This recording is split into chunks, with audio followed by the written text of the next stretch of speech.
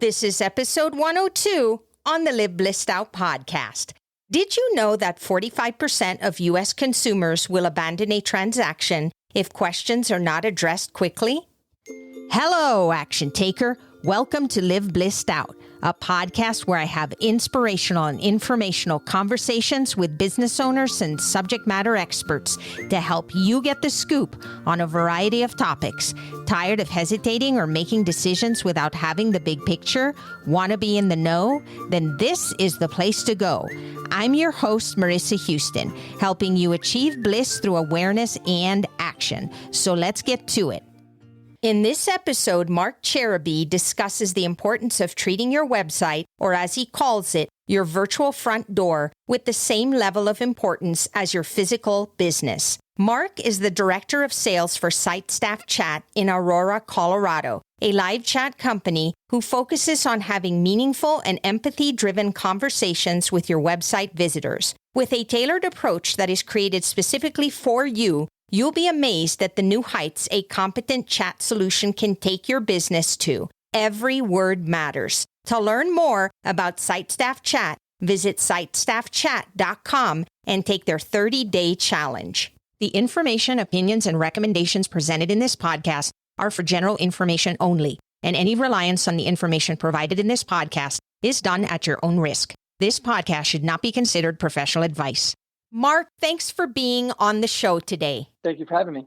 I would love it if you could introduce our topic to our listeners, as well as share what type of information you plan to provide to help give a positive impact when it comes to their website visitors. Yeah, certainly. So today I think it's a really great idea to discuss this concept of the virtual front door, right? And kind of what that means. That's what we call your website. And what we always kind of try to tell businesses, and what we really want to discuss with you on this podcast, is really treating the website that people come to in the same fashion and in the same manner as your actual physical location, the importance of it. I think it's really important to look at those two concepts hand in hand. And what we do is we provide a live chat service on the website. And not a lot of businesses really view it as a necessity, right? Or they don't really view it as being very important. What we want to get into is discussing a little bit of the importance of that and the effectiveness that it can have on your overall business practices. Yeah, and I'm glad you said that, because this is a mindset that many businesses don't have.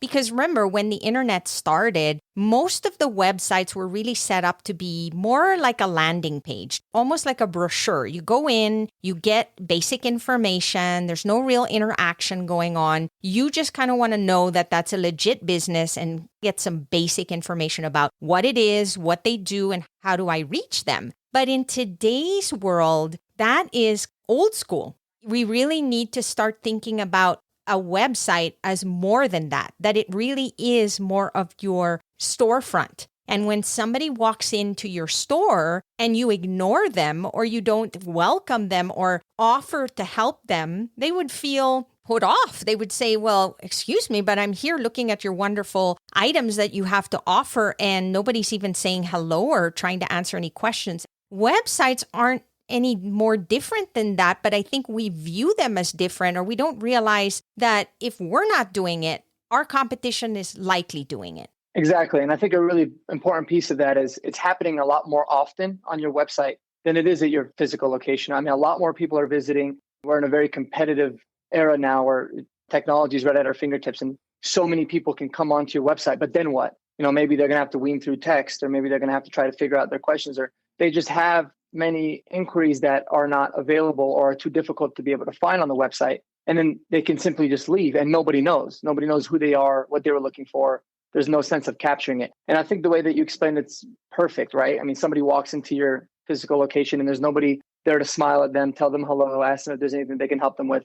You walk in, there's a bunch of brochures everywhere, and fill out your information here and we'll get back to you. That doesn't tell the full story. It doesn't paint the full picture. And that's where we come in to be able to put all those together. In today's world where people are having to deal with so many restrictions, everyone's online more than ever. And usually when they're interested in your product or service, they're going to go online to check you out first. The other factor is when somebody shows up physically to your store, you know it. But many times business owners have no idea who's visiting their site and how quickly they've left because they're not looking at their statistics or they're not checking the information or don't even know how. And in that case, if you're not driving traffic and you don't know how many people are dropping off, how do you know what you're missing out on? And you're not necessarily there for them when they need you the most. And that is when they come in for the first time and have that first engagement on your website. That is exactly right. The first impression, that building that trust and all that is certainly missing if you don't have any kind of a solution. So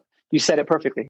And I also think that our experiences that way also can impact referrals. Because if you have a good experience and you don't go elsewhere and you do business with that company, that entire process went so well that you're going to tell your friends, yeah, you can just go to their website and they'll answer your questions right away when you're confused about something. And that just helps build that confidence and trust with the prospect. You never know who you're missing out on helping if you're not thinking about how you're welcoming them into your site from the very get-go. Certainly. We live in a Google review world where companies' reviews on products are everything. Consumers look at those in so much depth, and it really can have a very positive or negative effect on your business. And you could easily receive a positive review or negative review. If you're giving somebody a bad website experience, it could really hinder your business. And if you're giving them an ultimate customer and user experience on your website, it could be a big positive. And that could either, like you said, lead to referrals or ultimately lead to people talking poorly about your business as a whole, whether it was, with merit or without merit. Exactly. So the consequences could be far-reaching beyond what you would even expect. Could you share a story, perhaps, about a business that site staff has been able to help using your services? Yeah, we have a ton of stories, but the one that always really resonates to me, it was at a senior living community, which is one of the many different industries that we serve. And you can understand that in these specific situations, when you're talking about senior living, it's not always a very easy concept to have to come to the reality of maybe, you have an aging mother, an aging father that needs assisted living or, may need memory care. It's a very difficult and emotional process. So when the adult child, many of the times is searching on the internet for solutions or things that resonate closely to their homes, they'll go on many different websites. And one story that really pops out to me is we had a lady that was just chatting and looking for a home for her aging father. He needed memory care. And she was greeted by one of our wonderful chat hosts. And they really just began the conversation of, how can I help you? What are very important factors in this journey? Give me a little bit of an understanding of what it is that you're going through, rather than actually asking for just a name, a phone number, and an email right off the bat. Understanding that many times those visitors are coming through the chat because it's a hard concept for them to verbalize. They're kind of in a state of crisis, and it's much easier for them to go in an anonymous, more of a private setting like chat is able to provide for you. And they're not ready to take that next step. They're just really in the information gathering phase. Well, what our wonderful chat host was able to do on this is really make them feel comfortable right off the bat. What's the most important aspect of your search for your father? Tell me a little bit about his daily activities. Are they able to live independently? Are they not? Thank you so much for being able to share this information with you. And as you see, as the conversation began to flow, it started to be, first, you can tell it was very difficult to talk about. And then all of a sudden it was like, thank you so much for listening. And it almost became like a therapy session of them venting and them being very, very comfortable. What's really wonderful about it is it just became such a genuine conversation, a human to human conversation where not only were we able to answer the questions on behalf of our client in the exact same manner that they would have if they were to physically go to the community or if they were to pick up the phone and dial, but they were able to really focus in on what's important to you, what resonates to your current home situation, and how can we make that transition as home-like as possible. What's really wonderful about it is at the end, the visitor says, "Thanks so much. I really appreciate that. That's very kind of you. There's not a lot of kindness in the world today, so it's refreshing to know that it still exists." When you read things like that, it just really makes you feel very warm inside. You can understand how positively it would resonate on that particular community and how much easier the rest of that process will be for both the community and the potential community resident at that time. I love that story because think about it. Many times when we hand over a brochure or somebody just looks at a page, we always just assume, well, my products are right there. My services are there. If you need anything, pick up the phone and set up an appointment. But the decision-making process doesn't happen like that. There's still a lot of questions to be answered, and people need to feel comfortable with the process. There needs to be a level of trust established because at this point, they're aware of your business, but they still don't know you. They really don't know what what you do and how you can help them specifically. And so by having somebody say welcome and ask these questions and make them feel at home and know that there's somebody who's listening to their concerns before they even get to that stage is absolutely golden. I think that that is really where it all starts, because if you don't do that, they may end up on a different website that does, and that same business opportunity was lost. Could you explain how that buying journey takes place? You said it perfectly. For me, I always think about it's not the physical house that makes the place a home. It's the people within the house, the love, the connection, the people that you're with that make it a home, correct? So same kind of concept when it comes to this particular community is no senior living community or no business in general is really the same, but it's that connection, it's that build, it's that feeling that you get once you're actually engaging with the particular place of business or the community that can really make it resonate. So that's exactly what it is. It's making it feel as much like home as possible to make that transition easier. When you talk about the buying journey's changed immensely. Even in this last year and a half with this pandemic that we're living in, it's changed so much. I'm old enough to remember the days of going onto the white pages, and if somebody's looking for tires, they just, go to the T section of the white page, look for a tire shop, pick up the phone, call and go. But we live in a world now where everything's at our fingertips. It's so much easier for people to find your place of business, right? So there's that competitive aspect of it. But it's also easier to go from business to business to business. I could go on dozens of websites in the next hour and find what I'm looking for. And what we have seen right now is businesses are spending the most money they ever have on building the websites, on trying to drive the traffic to come to their website specifically, as they should. They've even spent more money on top of that, making the website look as beautiful as possible and as high end and with as much information as they possibly can. But for whatever reason, 97 to 99% of all those businesses are still leaving, and they're leaving without filling out a contact form, without picking up the phone and dialing. So the question at that point becomes, well, why is that? Is it because your particular website's not standing out? Is it not providing with all the answers to the questions that they were hoping to find on there?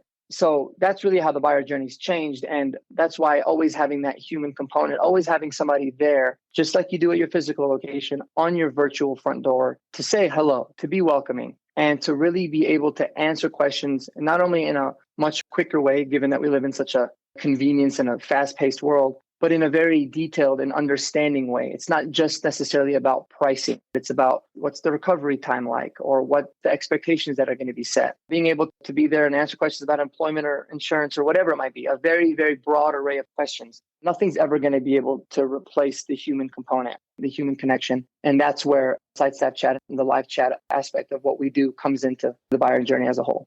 I talk a lot about awareness. And one of the things I think that's really critical that never crossed my mind until I talked to you was the fact that there is a strong correlation between traffic to your site and chat. If we don't have visitors visiting in the first place, there's no one to talk to. But at the same time, it goes the other way. I hear about so many businesses that spend a significant amount of money on SEO, and they don't have chat. They have no one to greet the visitors when they get to their website. So essentially, they're throwing a lot of their money away. The web page is going to show up maybe in the first page, but then that doesn't necessarily correlate to the people visiting actually talking to the business and potentially becoming a prospect that will eventually become a client.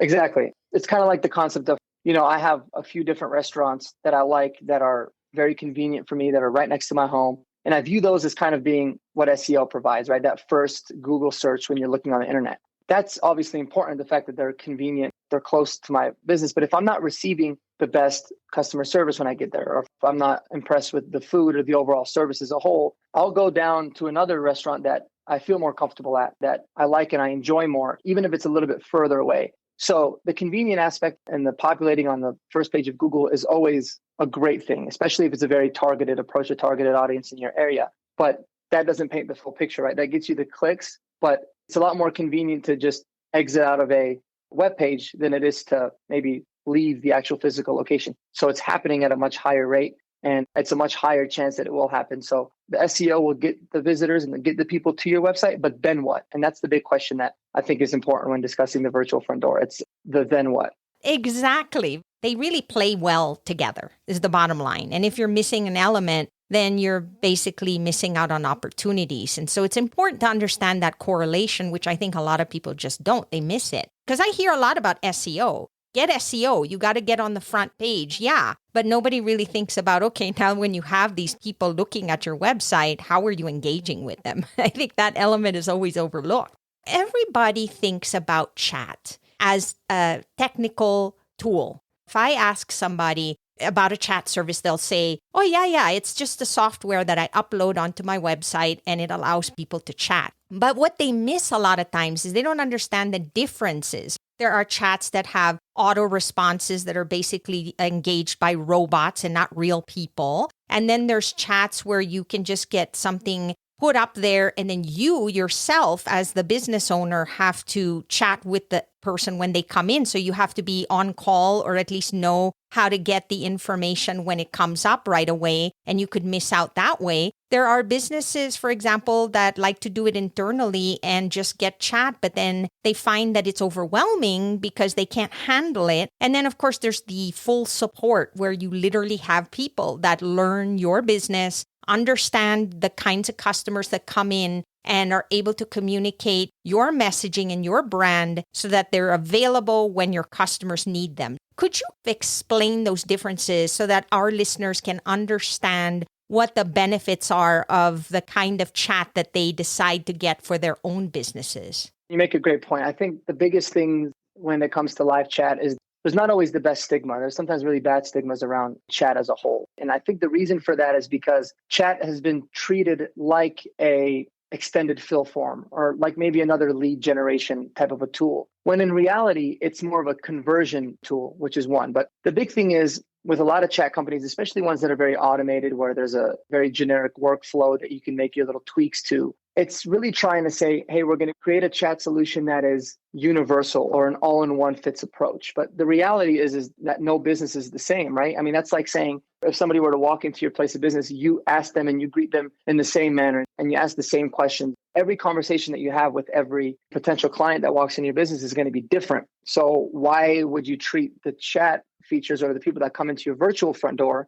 in the same manner? What we find is that a lot of businesses have a very basic chat service that has like auto-populated answers and stuff like that. And some instances can certainly be fine, but in other instances, it can actually do the opposite of what they were hoping to achieve. It can be very counterproductive. It could just be more of a frustration because it's like, no, that's not what I want. Like an auto machine on the phone, right? So that's really the differences with the whole buyer journey. But when you have a chat company that essentially works for you, we're an extension of your culture of care. We work alongside you to be able to make sure that we're answering questions in detail. If there's any spelling errors, if maybe they're not understanding a question, or maybe they just don't know exactly what they want, somebody there that can guide them to paint a much clearer picture. It's super important. It really creates what I call like a trickle down effect of goodness. So you're going to have a better user experience, which they're going to be happier. Then you're going to get better leads. You're going to get more information on these leads. You're going to paint the full picture and tell the story. That's going to save a lot more time for the employees working there because they're not going to have to handle the chat themselves, or they're not going to have to spend a lot of their days picking up the phone and calling what they thought were leads that actually weren't leads.